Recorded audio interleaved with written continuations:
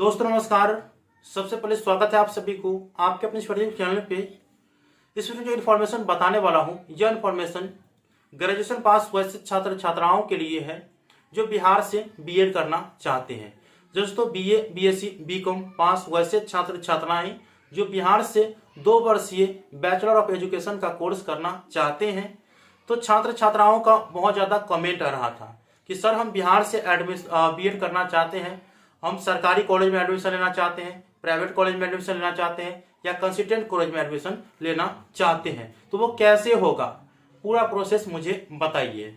तो मैं आप लोगों को इस वीडियो में यही बताने वाला हूँ। तो वीडियो को शुरू से अंत तक जरूर देखिएगा। वीडियो अच्छा लगे तो लाइक करके चैनल को सब्सक्राइब करके ऑल नोटिफिकेशन को ऑन करके रखिएगा।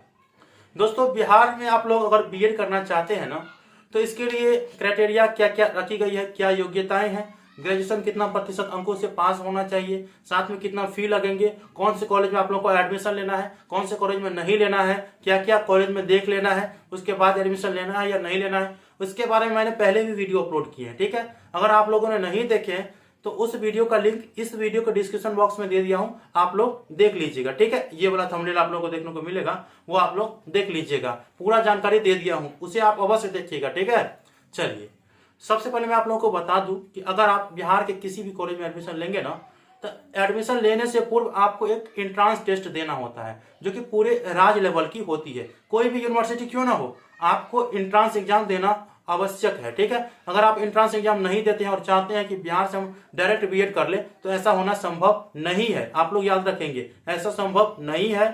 एंट्रेंस एग्जाम पिछले 2-3 सालों से जो कंडक्ट करा रही है वो ललित नारायण मिथिला यूनिवर्सिटी ही है, और इस बार अर्थात सेशन 2022 से 24 के लिए भी एंट्रेंस एग्जाम कंडक्ट कराएगी वो ललित नारायण मिथिला यूनिवर्सिटी ही कराएगी। राजभवन की तरफ से यह आदेश आ गया है कि एंट्रेंस एग्जाम जो कंडक्ट कराएगी वो ललित नारायण मिथिला यूनिवर्सिटी ही कराएगी। तो आप लोगों को एंट्रेंस एग्जाम की कैसे तैयारी करनी है, नहीं करनी है, सभी चीज मैंने उसी वीडियो में बता दी है। ठीक है, वो आप लोग देख लीजिएगा अवश्य ही। ठीक, चलिए दोस्तों, आप लोगों का कमेंट आ रहा था कि सर फॉर्म फिलअप करने की तिथि कब आएगी। तो फॉर्म फिलअप करने की तिथि जो है ना, फॉर्म फिलअप करने की तिथि जो है अभी देखिए राजभवन की तरफ से नोटिस जारी किया गया कि ललित नारायण मिथिला यूनिवर्सिटी ही एंट्रेंस एग्जाम कंडक्ट कराएगी। तो अब जो है आप लोगों को मार्च महीने अर्थात मार्च 2022 अभी चल रहा है ना, तो वह 15 मार्च तक जो है ना आप लोगों के जो एंट्रेंस एग्जाम हेतु जो फॉर्म है वो फिलअप करना शुरू हो जाएगा। मैं आप लोगों को इन्फॉर्मेशन दे दूंगा। ठीक है, आप लोगों का यही आ रहा था, तो आप लोगों को अच्छे से एंट्रेंस एग्जाम की तैयारी करनी है, क्योंकि जब तक आप एंट्रेंस एग्जाम में अच्छा अंक नहीं लाइएगा ना, तब तक आप लोगों को अच्छा कॉलेज में एडमिशन नहीं हो पाएगा। ये चीज आप लोग याद रखेंगे। जितना अच्छा अंक रहेगा उतना अच्छा कॉलेज मिलेगा, और अगर आप अच्छा अंक नहीं लाइएगा तो अच्छा कॉलेज नहीं मिलेगा।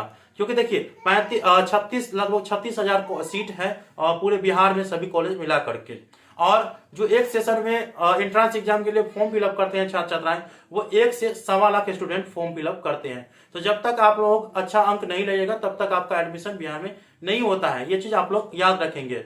हालांकि यह लक पर डिपेंड करता है कि आपका कैसा अंक हुआ।